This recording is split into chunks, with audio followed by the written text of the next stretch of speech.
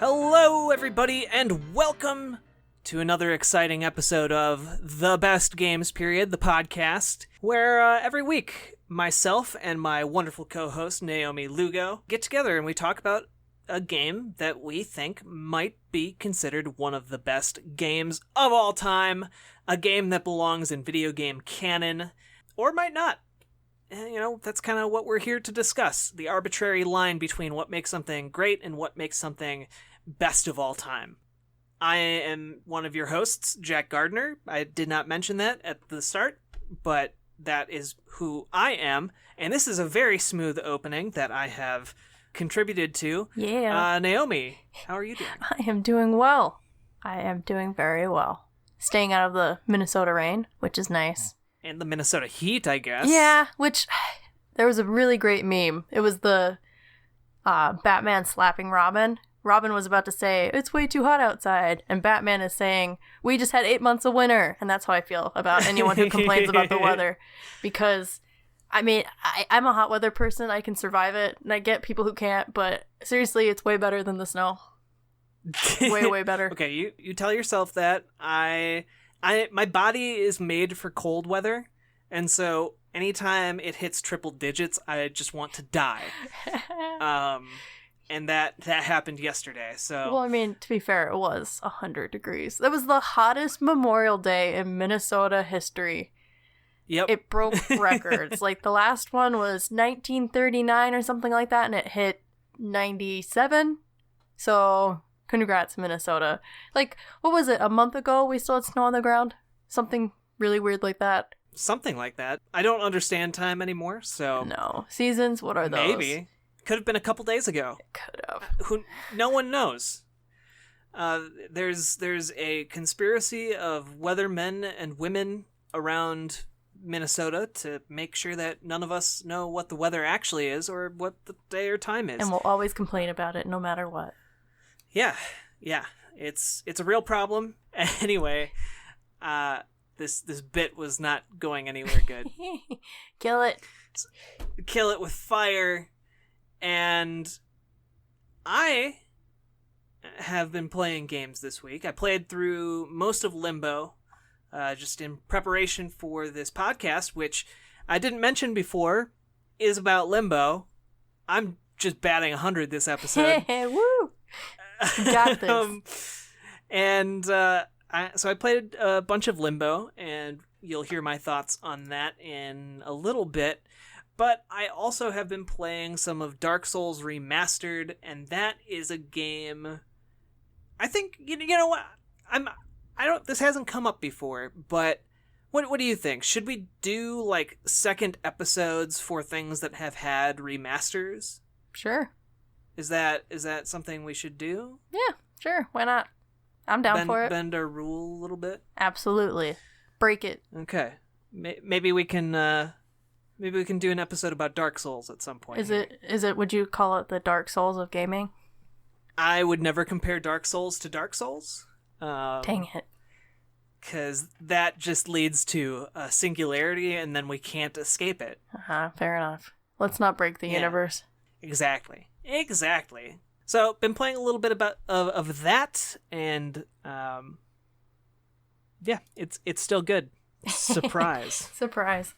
See, I admire Dark Souls, but I know I'm not going to play it for a while. Maybe one day. Today's not the day. So, I have been playing Pokemon. Big surprise there. I think during last week's episode, I said out loud that I have not played Sun and Moon yet, and that felt like a travesty, so I went and got Ultra Sun, and I'm loving it so far. Just because it's Pokemon. I'm only like 10 hours in, so barely scratching the surface, but it is so pandering to the nostalgia Pokemon lover, because it's like, I'm on an obvious Hawaii ripoff island, and I used to live in Hawaii, so that's hitting me right in the feels, and you got a bunch of Gen 1 Pokemon in there mixed with the new forms, and it's got all of my needs in there. I just caught a Growlithe, and I can't wait to catch Pikachu and all of my Gen 1 friends. Aw. Yeah. You know what? They are our friends. They've been with us for a while. They are. I would encourage you to just give Dark Souls a try. See, I've tried it, and okay. I have. I have not gotten very far. Again, I'm not a very patient gamer, but I will give it a better try eventually. And the reason I say that is because going through the remaster, I remember playing through Dark Souls as being like this slog that I got so frustrated with sometimes that it was incredible. But I'm going back there now, having played a couple From Software games. Like I've played Dark Souls 2, 3, Bloodborne, all the DLC for those games, and going back to the first one now, I've beaten several of the bosses. I'm on the third boss, I think. It's just a good time, and it's not as hard as I thought it was. It's one of those things where, like, you've learned how to play games a certain way, and once you kind of unlearn that, you can enjoy Dark Souls a little bit more. So you have to break your brain to enjoy Dark Souls. Sounds Or, great. Like, I just mean, like, certain tendencies, like, you have to fight every single enemy in a given area. You don't have to do that in Dark Souls. Sometimes it's better to just run past the enemies to get to where you want to go. And that dying isn't the worst thing, because dying is part of kind of the grinding and leveling up process. But can we talk about that character creator really quick? Because, good lord.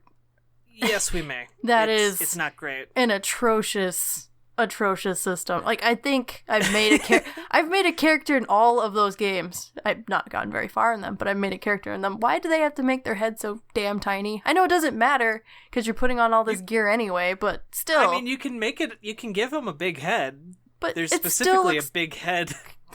It still looks so disproportional. I don't know. It's just You're right. Never able to get the head the right size.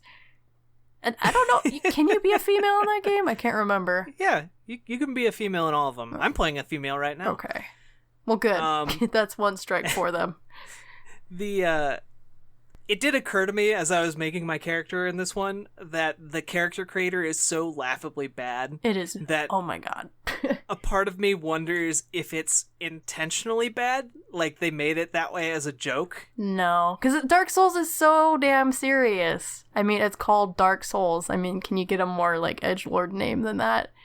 But I mean, it's very I think it's very playful in its design. Like the level designs are basically just there to kind of mess with you a little bit, like, you know, like an uncle that is just kind of like tapping you on the other shoulder to make you look the other way and going, ha, gotcha, or something like that. So an unappreciated uncle. Oh man. Anyway, I am appreciating this second go around a lot more than I liked my first attempt. So all right, fine. I will eventually play Dark Souls eventually. Okay. But yeah, I've also been playing State of Decay 2 some more, and I do have some gripes just because as a sim game, and I feel like it's way more a sim game than it is a zombie game, I will always have gripes because, I mean, that's kind of just the nature of sim. They can always be better, but I'm still getting super addicted to it, having a lot of fun, so it's been enjoyable so far, at least. Well, that's good. Yeah. Has it kind of been living up to the reviews you read? I mean, both for better or worse. Yeah, see, it's hard. Like I try to avoid reviews as much as possible before playing these games, obviously, so I can get a more my opinion of the game. But of course, it's hard to avoid those headlines where they just kind of try to dog on the game. Like, I feel like a lot of games criticism kind of, at least what we pull from it in social media and everything, is often the negative points, you know? Like, we kind of just focus on that. And I think there's a lot of good things the game does, and we're not necessarily looking at those parts. We're just looking at the negatives. Like, yeah, it's buggy. The first game was also very buggy, but it hasn't broken my game so far. I'm still developing my opinion, I guess, is what I'm trying to say in a really long roundabout way.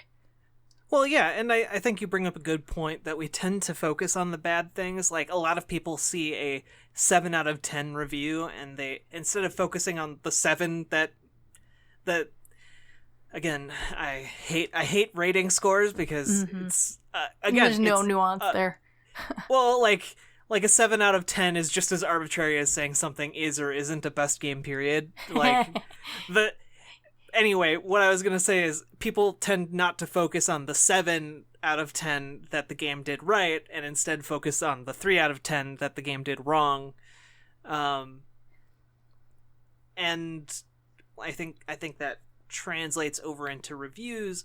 I do think, not reviews, but how people read reviews. Yeah. Because I think as a reviewer, they're dissecting kind of the missteps that a game might make can sometimes be really interesting. Yeah, and that's totally fine. It's just we always tend to just focus on that negative point, like with Far Cry 5. Like, it was all about how the game wasn't as politically charged as we were expecting it to, and then every other point kind of got lost in the mainstream conversation about it. It was all about not hitting that point.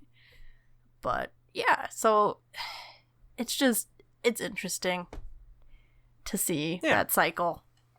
And it is a cycle. If only we had 3 differently colored options to choose from, that would enable us to break that cycle and start something different. A red option, a blue option, and maybe a green option. I'm like just pulling those out of my... yeah, like Pokemon. So... I also told you before we started that I wanted to rant a little bit. Yes, bring on the rant. So, there is a game that released today, and I got super excited when I saw it because it's a game I haven't played, but it's one that I've always really wanted to play, and that's Valkyrie Profile, which, if you don't know what that is, it was a PlayStation 1 RPG that released back in 1999 or 2000, somewhere in there. And it's about, basically, it's about, you play as this Valkyrie named Lenneth, and her job is to reap powerful souls of warriors who have died in Midgard and kind of recruit them to join the Battle of Ragnarok, the final apocalyptic conflict. She's basically going around the world and finding these strong people and getting them to help her after they have died. And it's really interesting, really cool. A lot of... I haven't played it, but it's one that I've always wanted to since I, heard of it back in the 90s when I was a wee child. But... So Square Enix has been doing this thing where they release JRPGs onto iOS and Android.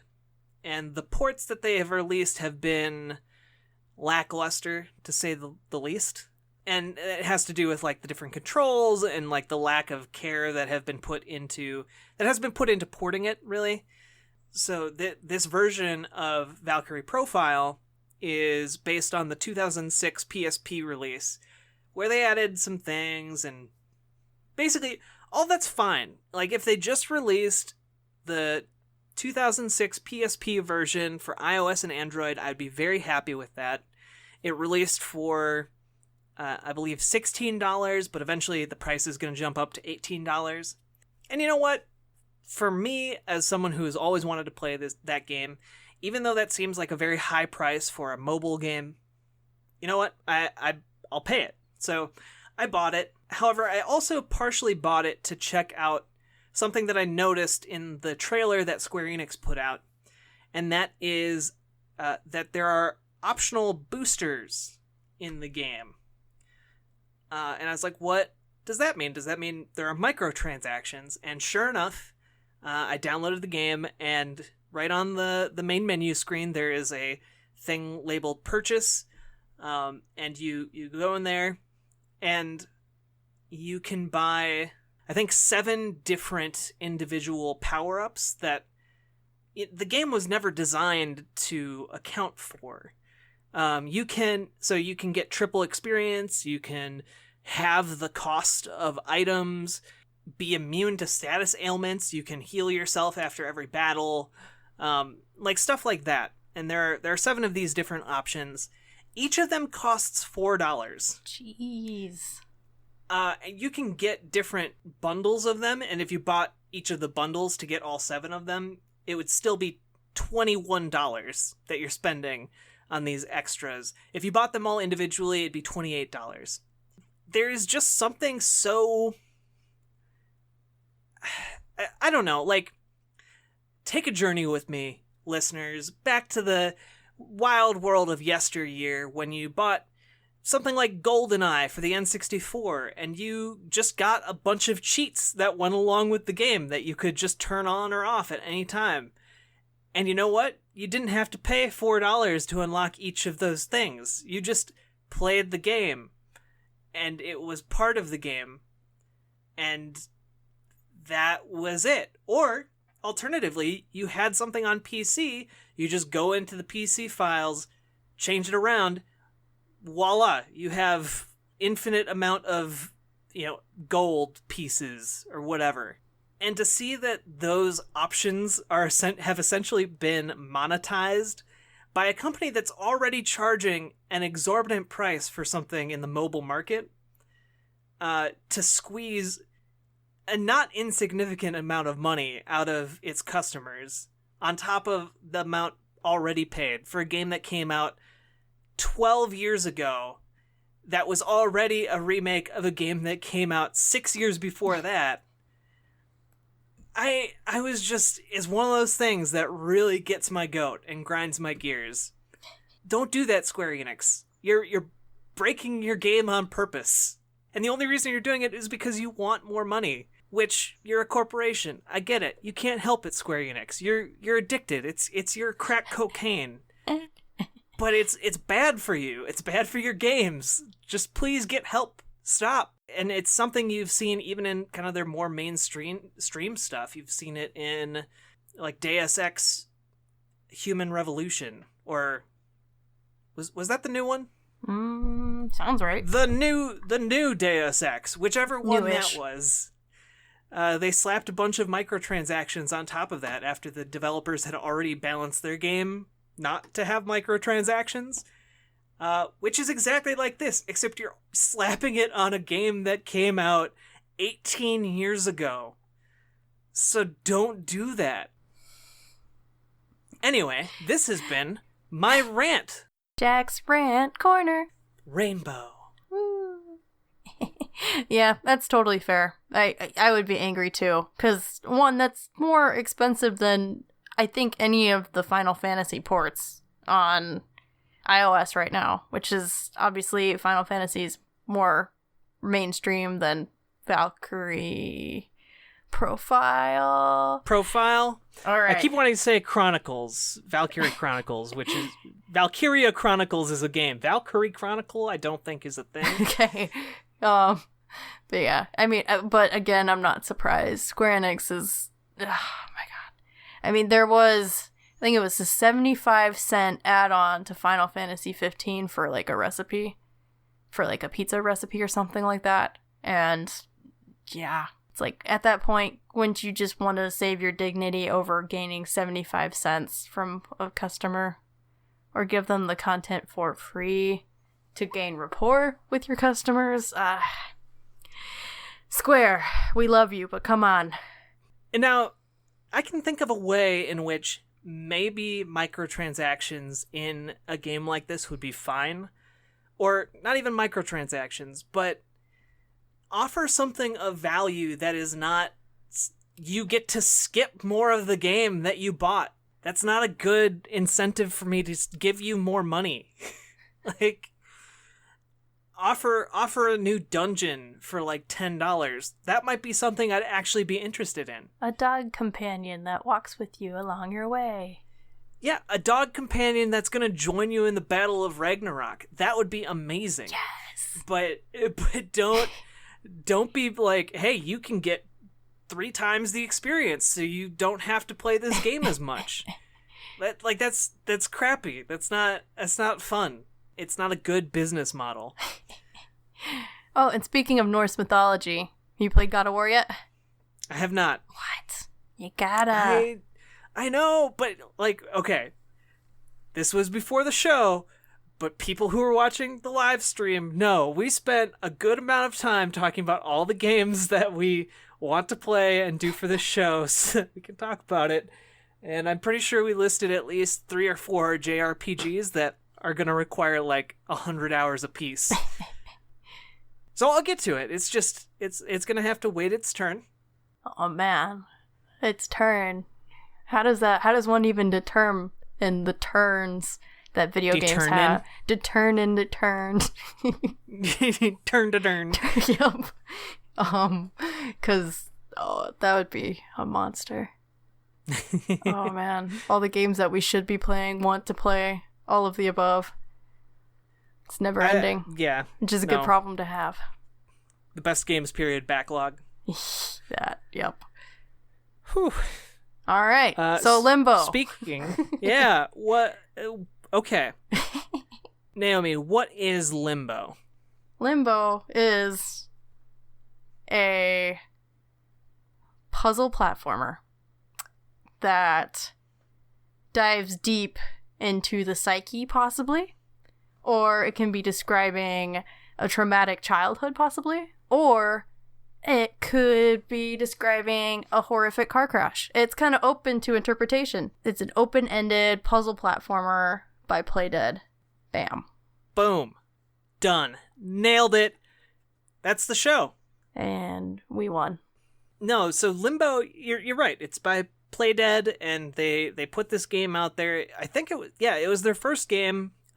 These 2 developers kind of came together. They were both kind of dissatisfied with their jobs, and they decided they were going to make a game based on this preliminary pitch of Ernst Jensen, I believe, who is the art director of Limbo. He had kind of this prototype lined up, or an art showcase, kind of showing the idea of what the game would eventually become.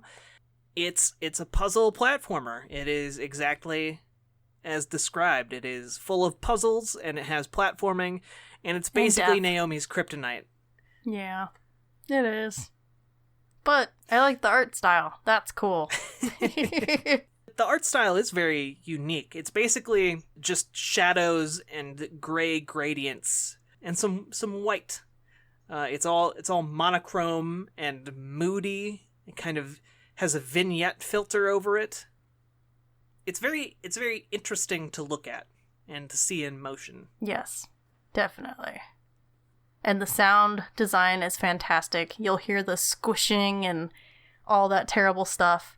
And I had to say the lighting in it is also, it's like a character of its own. Like, you'll notice just the lighting telling a story as you're struggling through and dying. And full disclosure, I knew that I would never be able to get through this game. So I cheated and watched a walkthrough.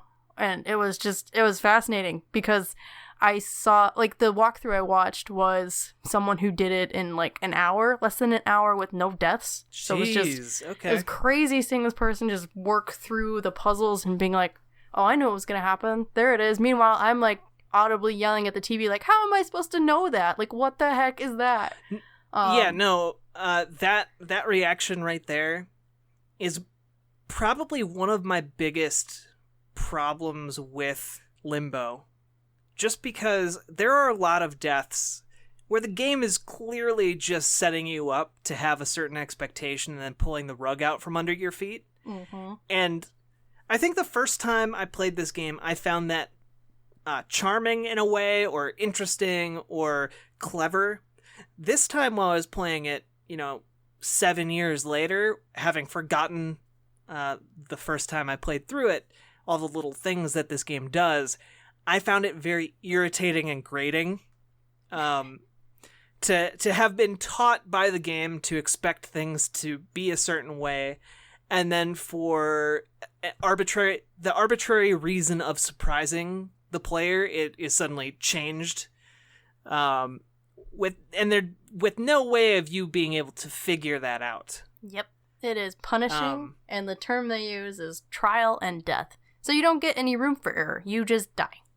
Your little dude splatters, and you're dead, and you have to start over. Well, at least on that spot. It's subtly horrifying, too. Like, you die in horrific ways. Yes. Decapitations, you get squished, you get shot, you drown. All of it. So fun. Yeah. Stabbed by giant spiders. Yeah. But I must say, I was obviously not the only person who wanted to experience the game and see what it was like, because there was over like 1.5 million views on this video, by the way. I just wanted to note that. I am not alone. It's a lot of views. It is. And I'm sure they're all going to listen to this podcast. Yeah, that's right. And they're going to be on my side. What is your side? That the game looks cool, but I would never be able to beat it in a million years. I think you're selling yourself short. I think you would be able to figure it out. Okay, I like, but it would not be a very being irritating tortured, process. So that's maybe that's my hang up with puzzles. I'm not a masochist, I guess. Maybe. But I do like hot sauce, so who knows? Partial masochist. How hot is the hot sauce, though? I mean, pretty hot. It's okay. I'm half Hispanic, so my dad will make authentic salsa at home, and when you open up the Tupperware container, it'll hiss kind of hot salsa. Ooh, so pretty decently hot. Yum. So, and you kind of touched on this. What exactly is kind of the message or theme, or what did you interpret the game to be about? So just as like a baseline level, the story is this small child wakes up in the middle of a dark forest and runs to the right of the screen and goes through a lot of other scary places, and the game eventually kind of starts you right back off at the beginning. Yeah, I mean, it's reminiscent of Journey to me, but obviously not as positive as you could make Journey, where you're kind of stuck in a cycle, thus the Limbo. Because, right, Limbo is kind of like purgatory, but Limbo is specific to children, I believe, in regards to religion. Those are the children who weren't baptized and have original sin and are just kind of stuck in this place between heaven and hell. So he's stuck in a loop, perpetually chasing after his sister. Because, like, the only clue of a story is one line, right? It's something like, there's a young boy and he has no idea what happened to his sister. I know I'm butchering that, but that is the only guide we really have to the story. And then the rest is very much up to interpretation. You go through this side-scrolling world and go through these various puzzles. There's different story beats that you can use to interpret, and I know that the developers kept it purposefully open because they wanted to give players that freedom to come up with their own meanings. And I've seen plenty of theories, and I haven't really developed my own because I don't really feel the need to with this one. I think that it's definitely an instance of video games are art, and I'm choosing to just look at it from afar versus trying to untangle all of the details, if that makes sense. I don't know, are you on the part where you have your own theory? I mean, one of the theories that appealed to me, just as from my background in literature, obviously, is that this is a very loose retelling of Dante's Inferno, and that each kind of stage of the journey is represented by a different segment of that famous novel. Like the opening is essentially like a guy the opening of Dante's Inferno is essentially a guy waking up in this strange place in the woods and being like, where am I supposed to go? What is this place? And then he's kind of guided through this hellish journey by the spirit Virgil. And throughout the game, you can actually see this little butterfly that's kind of going in the direction you have to go. And you could attribute that to just being like a way of the developers telling you where you need to go just on a mechanical level. But I think it works as kind of a nod to maybe that influence. And then also a lot of the different layers of hell seem to kind of line up with different parts of Limbo. So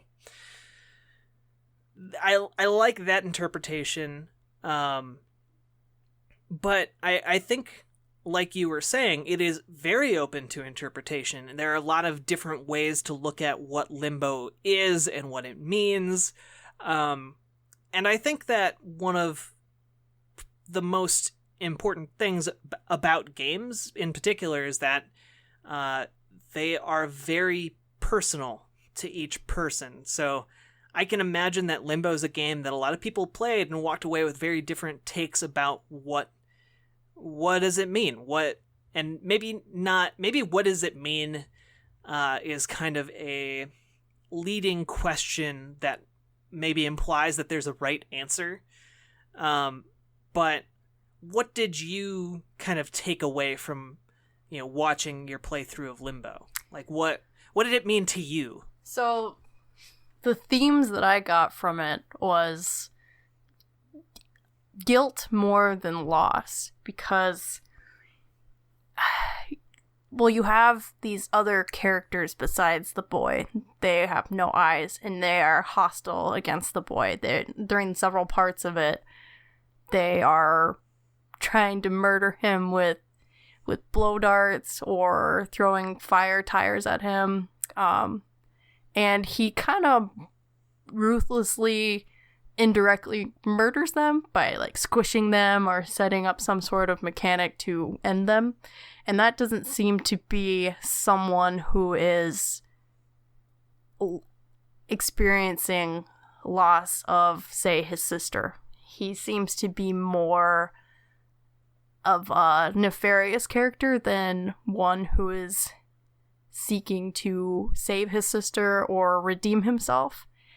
And I think he's just moving forward in more of selfish reasons to maybe just preserve himself, because there's obviously many obstacles that are going to keep him from standing still. And then that just lends into the Limbo thing where he's just stuck in a loop.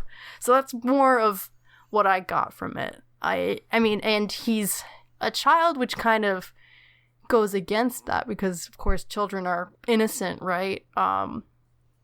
But then I saw some theories where maybe he was an older brother to this sister and was driving her somewhere and got in a car wreck or something, and that's why you see the scene at the end where he crashes through the window.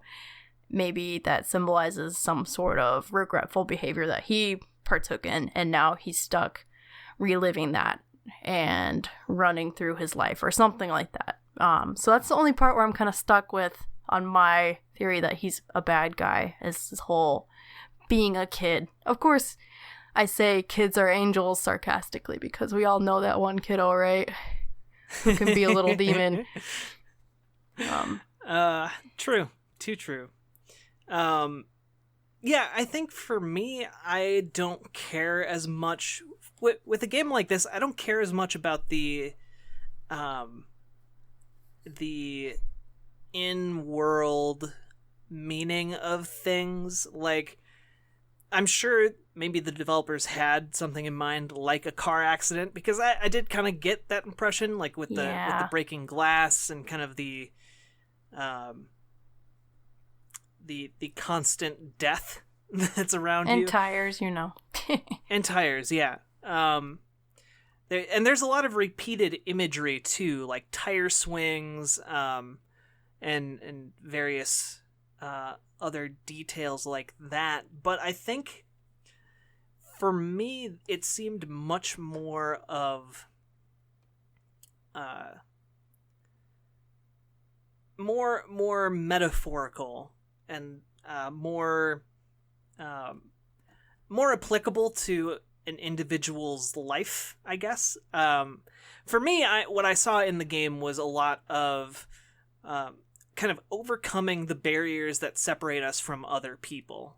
And like the entire game is a journey about this kid, and the end point where it kind of all cuts to black and the credits roll is he's finally able to connect with this little girl. And in a lot of the theories, it's, you know, his sister or something that died in the car accident with him, or something along those lines. But to me, that's immaterial, because the important thing is kind of that connection at the end. And to me, and I guess I have a hard time connecting with a lot of other people, so maybe this is why I find it very applicable. But the cyclical nature of it is that you can't escape that difficulty. Like, you're always going to have to be fighting these fears. You're going to, you know, your own giant spiders.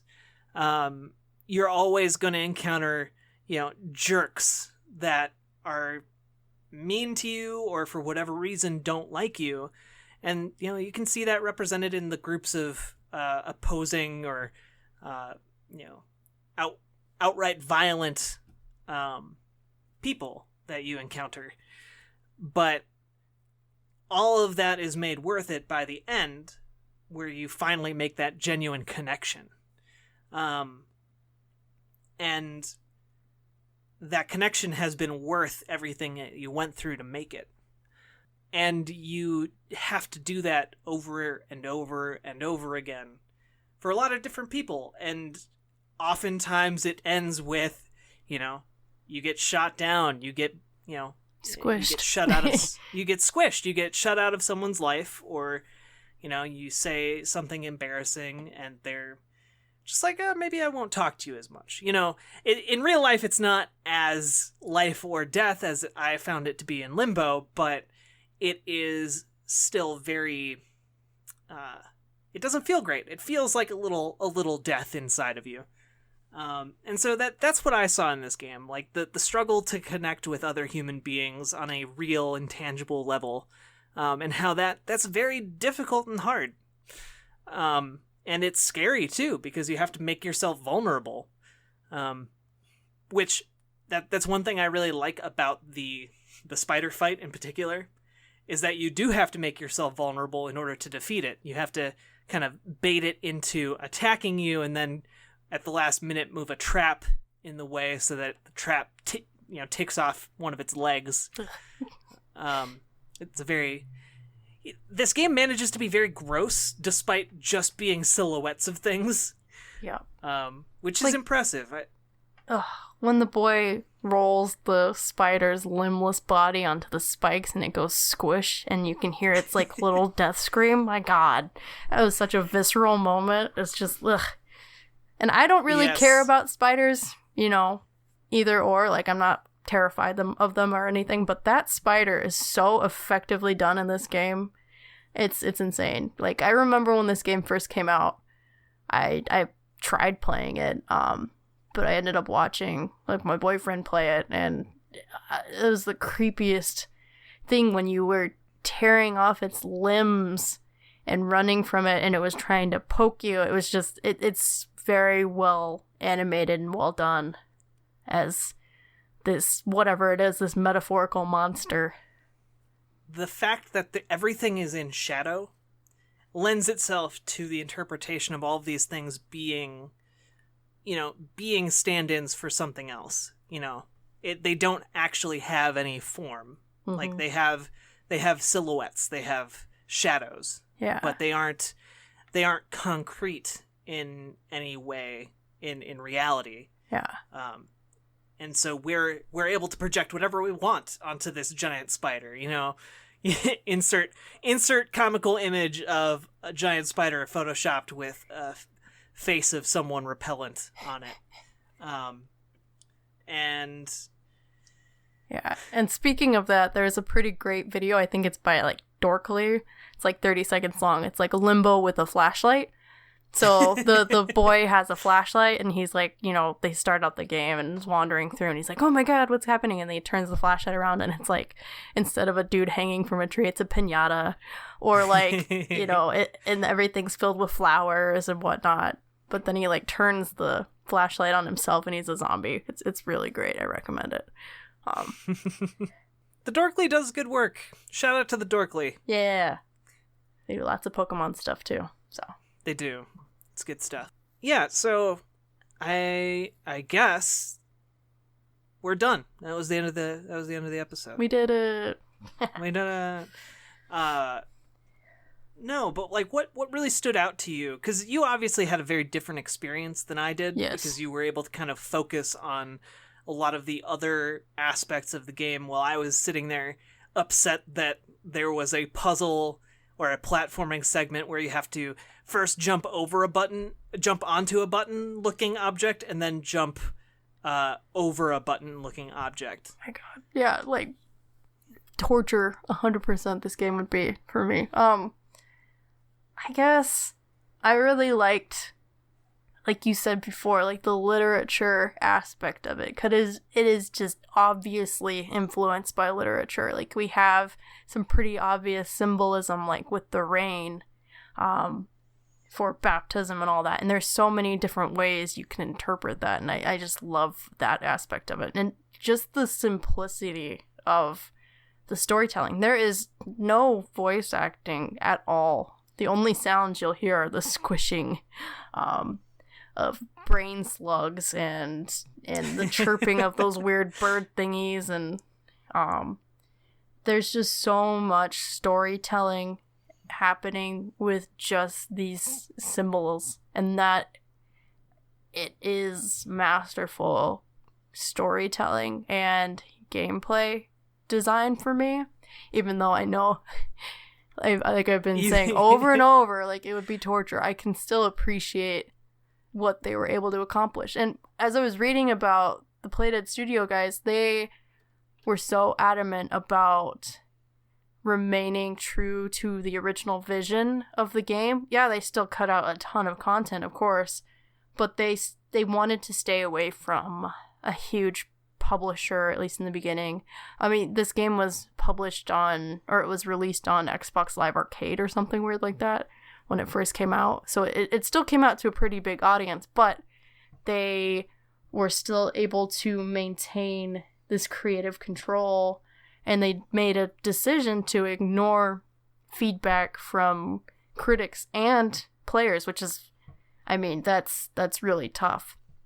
I mean, it obviously this isn't a game that's going to be super mainstream. It's an indie kind of horror game, I guess. So they were just trying to stay true to an artistic vision versus trying to just appeal to the masses. And that's something I think we found a theme with this series, is that we kind of like these individualistic games that are trying to propel the medium forward. And I definitely think this is one that fits within those parameters. Okay. Interesting. So do you believe that this game has had a lot of impact on the wider game industry? I think so. I think that a lot of their impact is still going to be unfolding because people still haven't caught up with it. I think it's like Journey. Like Journey was such a special thing that we are going to see more influence from it later on, but we might not see it yet. I mean, I can't really think of any Limbo clones, at least not off the top of my head, but I know that there's some storytelling aspects and visuals that other games are at least taking note of. I think that even though it might not be on everyone's played list, it's still something that pushed the boundaries of game storytelling in general. So while it might not have affected games that have come out necessarily already, it's still going to be a part of gaming in general, if that makes sense. No, that does make sense. I will say, though, that I blame Limbo squarely for the what has been coined, I believe it was by Yahtzee, as being the small scared boy, big scary world indie trope, which that I have seen a lot of. Yeah, there's a lot of that.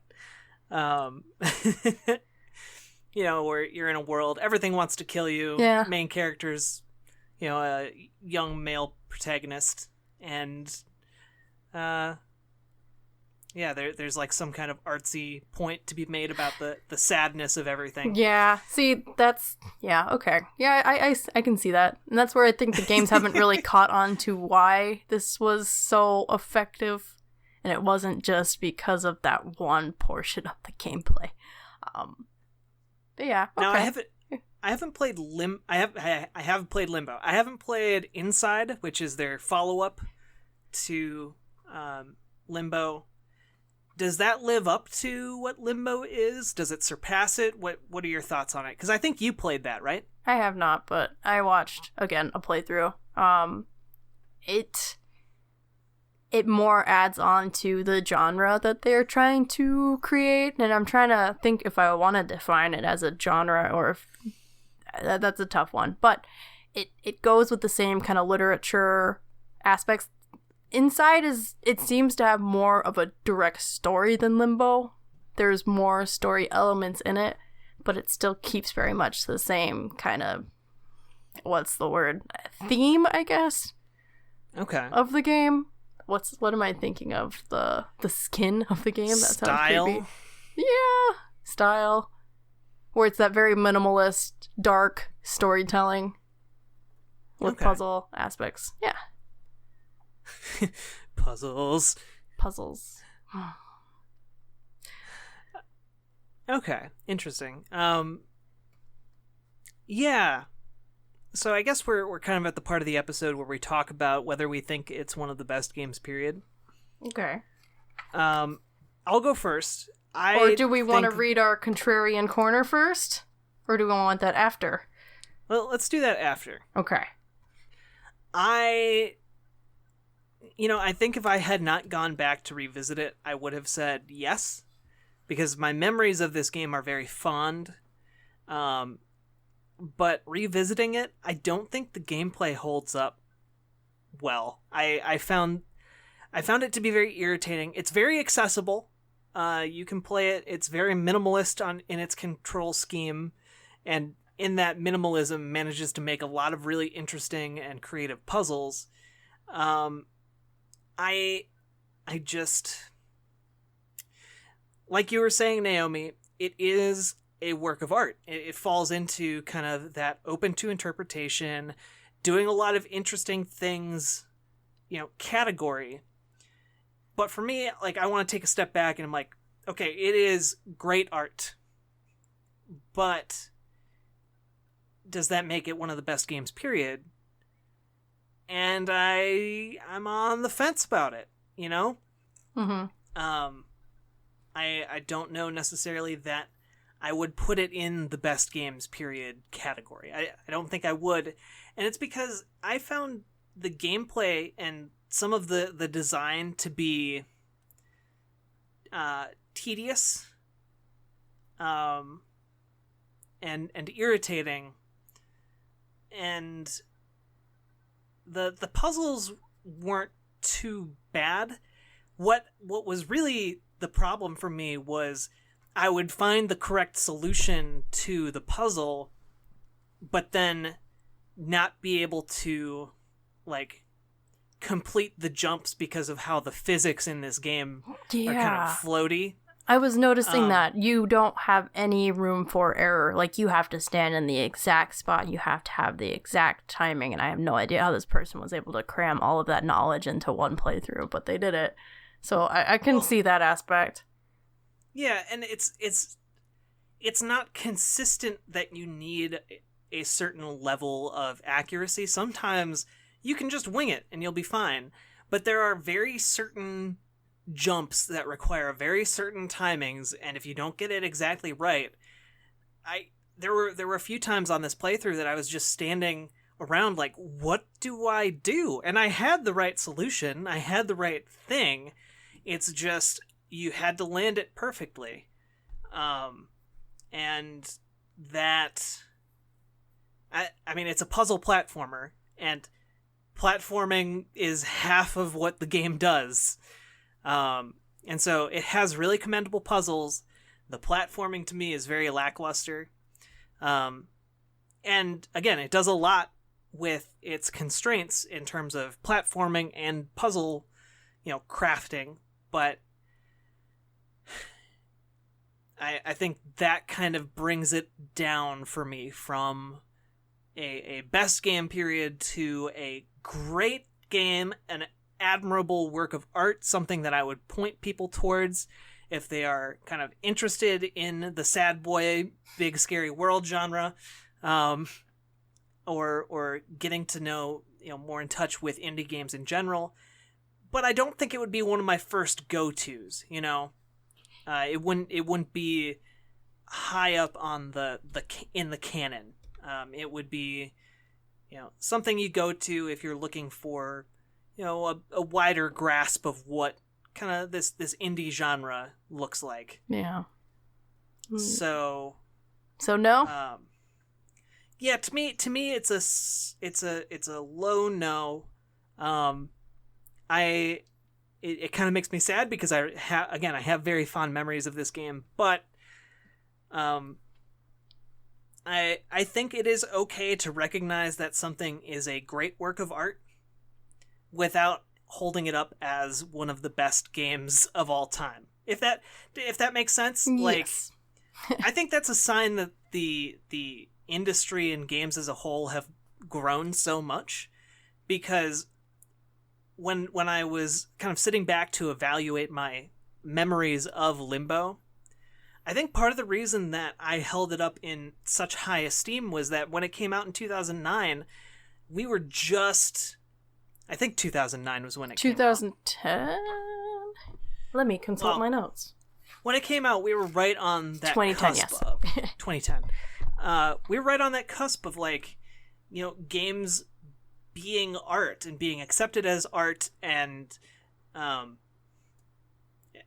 being accepted as art, not being art, because games have always been art, but being accepted as art and allowing themselves to be designed in a way that, puts forth an artistic message and can be, is inviting that artistic interpretation. And so few games were doing that at the time that I think a lot of people took to it, especially critics took to it in a way that really elevated it in a lot of people's minds. And it is great. I'm not saying it's not great. I want that to be 100% clear. It's a great game, but there are a lot of great pieces of art that aren't in the Louvre. Yeah. Well, I mean, it's like if you look at the Metacritic scores, I know Metacritic is not perfect, of course, but if you look at it, this game has been released over pretty much like every platform. So when it came out in 2010, it got like a 90% Metacritic score, and then it kind of went down from there. I think the lowest it got was like 80, which is not too far, but you can still see a difference in how people interpreted it from when it was first released and then later on to different ports. So that at least shows a differing perspective. Like you were saying, like back in 2010, the world was very different. That was 8 years ago. We had completely different scope on games. And this one, I think it broke the mold for what we just traditionally were thinking of games at the time, and that's why it's so important. I'm gonna have to say, no, it's not one of the best games, period, for me. I can appreciate that they tried to make the puzzles accessible, and of course it's gonna be hard for me to completely give a great analysis of gameplay because I didn't play the game. But talking to others and seeing their perspective, they found it just hard and difficult to the point of frustration. And I get that all games aren't everyone's cup of tea, but frustration is a sign for me that a game is not too great. Because one of the quotes that I've seen about design in general that I think applies very well is that if the user is not using the product right, it is not the fault of the user, it's the fault of the designer. So that's just saying that of course it's not going to be perfect, and I think Playdead did a pretty good job of putting in little cues that didn't distract from the tone of the game, but it still didn't make it a fun experience, which is hard because this game I don't think it's supposed to be fun necessarily. It's more of a challenge, but you can still have fun with the challenge, so that's where I think it kind of maybe if we got like a remaster update on the game for Switch, we would be talking a different story, but I do think it was definitely influential for its time. And of course it's always hard to go back for these games and go back even further than 2010 when interpreting how they fall in the canon now. That's just a struggle we're always going to have to deal with games, but this one just kind of doesn't work for me, and it's not just because I'm allergic to puzzles. So here's a question. I don't have an answer, so I'm just posing it to you. Do you think that our reaction that we've kind of had to Limbo is a reflection of how game design has changed over time?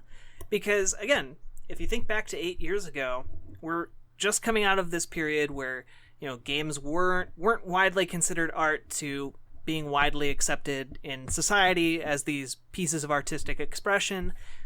And there was still kind of that strain of thought that games had to be hard in order to be games. And nowadays we have games like Firewatch. We have, I was going to say Home Alone. That's not right. What? Gone Home. The game Gone Home. There we go. Wow. Okay. I mean, she is home alone, so. We've Gone Home. We have Firewatch. We have all these games that don't demand skill necessarily. There are a lot of games out right now that you can get through even if you're really, really not great at games, which I think is wonderful personally. It opens games up to a lot more people who might not otherwise be interested in like a platforming challenge or a puzzle challenge or insert typical generic game challenge here. Yeah. Well, I think that's where gatekeepers think that they've earned this merit badge, right? Is that they've been through all of these shitty games of past eras and they think that's made them a real gamer. But they're kind of missing the point where games have progressed and they've needed to, and they don't. I mean, they were hard because of the controls and because of the graphics. Like, it wasn't necessarily the point of them to be hard. That was kind of just a circumstance. It's kind of where I think Cuphead failed. It was a beautiful game. Like, Marcus I was is gonna really want some words. That's fine. Okay, fine. Failed for me is that they made it extremely hard. That was the point of Cuphead. It was the Dark Souls of platforming, or not platforming. Yeah, it was a Dark Souls of blah blah blah. And that missed the point for me. Like, I wanted to play this game because it looked super awesome. I wasn't gonna mind a challenge, but it was just ridiculous. And I get that it can tailor to a certain amount of gamers who love that kind of challenge, but personally for me, I didn't enjoy that. I wasn't able to play the game because of it. And there's always that get good mentality if you want to play it. But I mean, realistically, I'm not going to do that. I don't want to dedicate all of my time just to get better at one game necessarily, unless I'm like absolutely blown away by it. But Cuphead didn't push me over that edge where I was blown away and wanted to dedicate all that time. So kind of, yes, we're responding to the game design of the era because we've progressed so much and we don't have the attention span, and there's so many games. Like, there's a lot more competition for these games that want to be regarded as the best ever. And then there's always the push to want to come out with new games every year and the economics of it all. So I think it's just becoming harder for games to separate themselves and be able to have that longevity as well. Like, it has to be a phenomenal game because our standards are so high now, which is fine. That's how it's supposed to be. So you're to kind of summarize that, you are of the opinion that our standards have gotten higher because games have become more and more accessible. And there's so many of them. the emphasis on difficulty and death excludes certain people from enjoying the game, and that makes it not as good. See, that's the tough part. I mean, it makes it not enjoyable for me personally because I'm not able to play it, or I don't have the time to dedicate to it. So it really comes back to how we can't really be objective about how we feel about these games. It comes down to the show being an arbitrary thing at the end of the day that is subject to our personal whims. I love it. Cool. No, but yeah, I mean, I agree with you. I think that a lot of this has been, someone who played games in the 80s, and who, if they were magically time traveled here, would have a vastly different idea of what makes a game the best game, period, or a best game, period. And like, the way that games were designed in the 80s was very different too, and it doesn't make them, I don't think it makes them better or worse, but I do think that there are certain game design approaches that are more conducive to certain types of games, and I'm not sure that I'm not sure that the platforming wonkiness in Limbo serves the game particularly well. I understand that the dying and the death is very integral to what makes the game the game. So I guess maybe, like, what do you think the solution would be for Limbo? How would you fix what you see as a shortcoming to get Limbo into that best games period category? See, part of me wants to say I don't want to fix it. Like, I think it's perfectly fine how it is, but I get your question, so I'm not gonna take the easy way out there. I don't think it needs a remaster, and I think that they avoided difficulty settings for a reason. So it's tough. I would want to, of course, ask the developers what they think retrospectively about the game. Maybe look more at what they were able to do with Inside. Inside seemed to be a lot more of, it was a lot, it seemed, at least from what I remember, there was a lot less platforming. It was more about puzzles and progression than actual platform. So maybe they took a cue from that and decided to just minimize it. So maybe just cut out that whole section 3/4 in. And I don't know. It's tough. Have a section where you just meet up with the spider's family and talk about what you did to him. Have tea. Yeah. Have without any dialogue. Spider. Yeah. Oh my gosh, you go to the spider's funeral, silently put your hand on the giant spider widow who's crying. And then murder her too, because she's probably gonna try to eat you. It just reminds me of that Robot Chicken sketch with, like, someone kills, like, the NSYNC members, and Joey Fatone has to avenge them for some, same thing. But yeah, I still don't think that anything is wrong with the story or the imagery. It's just that platforming and the section where you're, like, switching gravity on all of that, and like the section right before it just seemed really painful. So yeah, maybe just less of that and more environmental puzzles. Yeah, I think how I would fix it is just tightening up the physics of that platforming so that it is it feels better and is a little bit more forgiving, kind of like how Super Mario World, my favorite platformer of all time, has a lot of forgiveness in terms of platforming, I think. And that would be nice to see maybe in a Limbo, in a perfect world, with a Limbo that caters directly to me, more forgiving platforming and Mario Limbo. Maybe a few less of those puzzles that are just there to, point at you and laugh for having learned the game's lessons up to that point.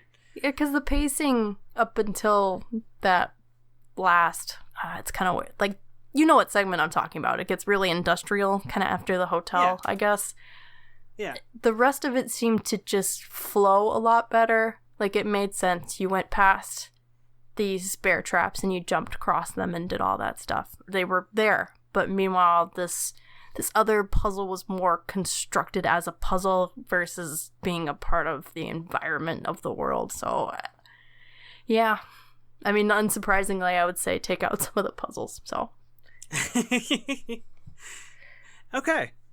I think it's now time for Contrarian Corner. Boop, boop, boop. All right, so our user review for Metacritic this week is from Neon Nico, and he did this review December 15th, 2011 for PC release. And he said, or she said, this game is the most heavily overrated of the century.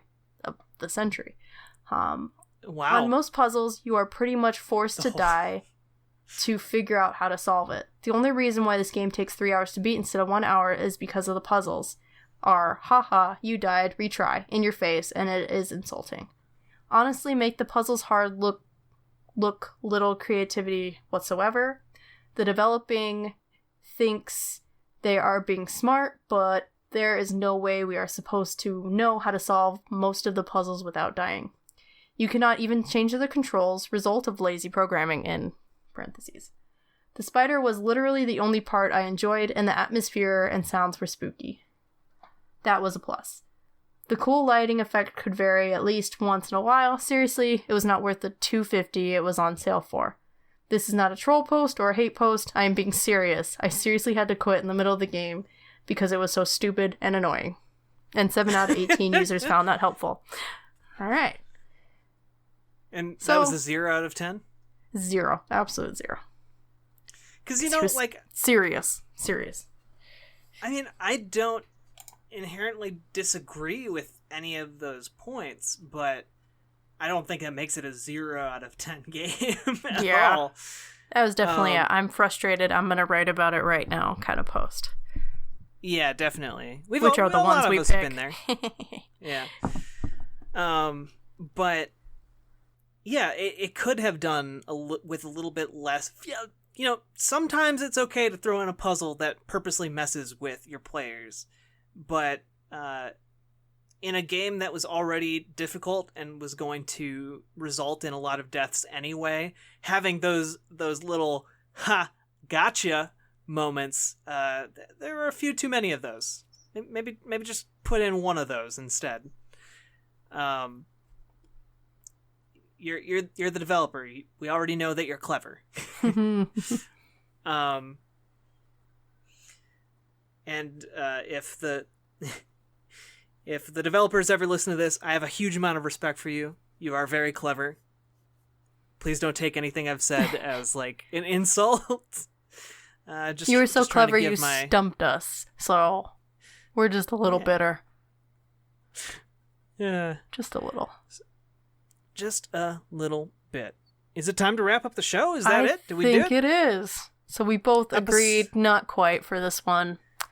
But of course we'll ask you listeners on a Twitter poll that'll go up. And we'll also be asking you about your top 5 favorite games in lieu of our 100th episode, where we and former co-host Daniel talked about our top 5 games. And you can listen to that. Where can we listen to that, Jack? You can listen to that over on extra-life.org, specifically community.extra-life.org. And if you're wondering, what's with that URL? What's Extra Life? Well, I have a thing you need to check out, and it's called Extra Life. It's an awesome charity. It's a nonprofit, part of Children's Miracle Network Hospitals. And basically, people raise money for sick and injured kids by playing games.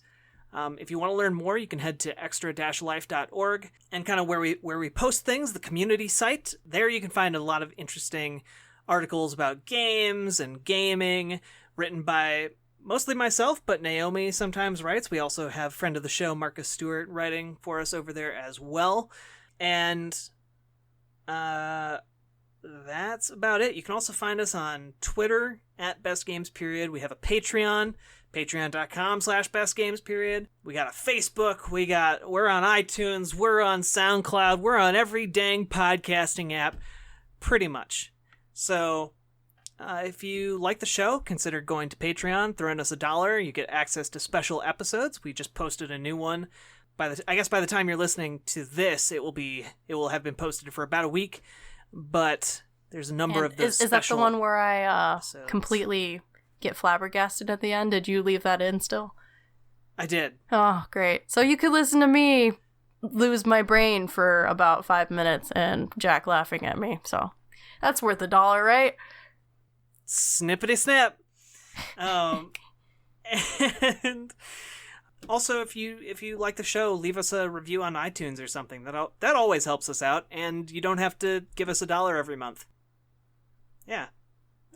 With that, do you have anything else you want to add? No, I'm good. All right. And with that, we'll be seeing you on the Flippity Dippity.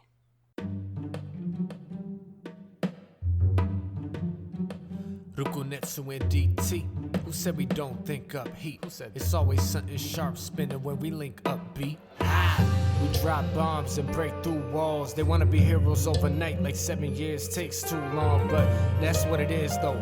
Been known since them Nintendos. To be a master, it's a quest, I can't quit, no. For the kids, yo, trying to make this land a better place. I know a better man to see his surroundings reflect his changes. Courageous going in, wisdom and power come. Don't try forcing to do right, evil towers are crumbling. So what you up to? Need to think what's good, cause what's bad getting cut through. Can't be untrue, lenses and cash stack. Gotta give more than a piece of your heart to this game where rappers half-ass just for some money. Y'all could get some of that cutting grass, now your integrity in half. Nah, double that on my path out. For being weak at first, but so was everyone in fact. So if I stay with it, I knew that'd put me above the pack. Now, back a punch, hold the weight with the gauntlet, then drop it. In the right place and time, it's a puzzle I'm solving. Put it together with my kin Stone. We got this, the high rule. New Jersey to the Bahamas. That which was fly, got them hopping when we rock. Feather Quill wrote the word, Hawkeye took the shot. Focused, burning arrow, fire on point, fly. Hit a bolstered eye, precise how we inspire minds. Jordan Hills, the flow, water of life. Only thing that could save me when I thought I had lost that fight. No spirit out the bottle was enough to bring me back. But I noticed the sun rose again when I played the wind through the axe. No requiem for the spirit, yet I get it in from here to death. Train spirit for this track of all we engineer ahead of this time. Through the ages and whatever the weather. Everybody you have their story to tell. Well, I'm trying to make this epic. Sounds like a legend.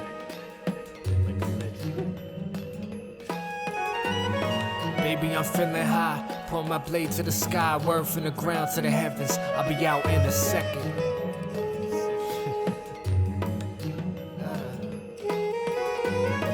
Baby, I'm feeling high. Pull my blade to the sky, word from the ground to the heavens. Check it. Listen, I know the magic that's music can save the land. Kick it hard like iron is deep when I take a stand. In that flow they could try, but no one could slay me. Fan worst enemy myself. I even got me saying, man, that's too much to handle. Still hold a lantern through the dark, too far to quit. Stop caring if the game is too hard. I'ma win, the sails called wind. Ready to drop a symphony when that baton lift. Wake up, out the dream, a new beginning. Been spitting on the low 7 years, now know a dude, not kidding. I'm in this, doing it big, you can't diminish. Put a cap on that mission, can't stop the mental master sword from spinning. Lord, my witness, I never really go alone. Y'all gotta take this, my lyrical arsenal overflowing. Luponetso and DT, game golden. Feeling good, baby, save the potion, I'm zoning. Just as I'm floating through the ocean, flowing. You know what it is. Yusef on the drums going in. Project R, the dopest. About to grab sax and start blowing. And that's the gold edition.